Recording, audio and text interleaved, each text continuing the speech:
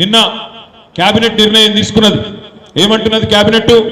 మేము గతంలో quintal వడ్లకు క్వింటాల్కు 500 bonus ఇస్తామని చెప్పినాం. కానీ ఈరోజు సన్న వడ్లకు మాత్రమే ఇస్తామని చెప్పి సన్నాయి నొక్కులు నొక్కుతున్నారు కాంగ్రెస్ ప్రభుత్వంలో ఉండే మంత్రులు, పెద్దలు.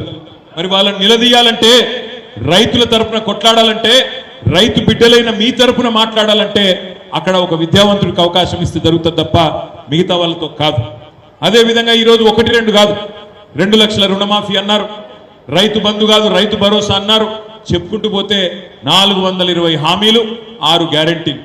అయినా ప్రభుత్వం సిగ్గు లేకుండా మాట్లాడుతున్నది.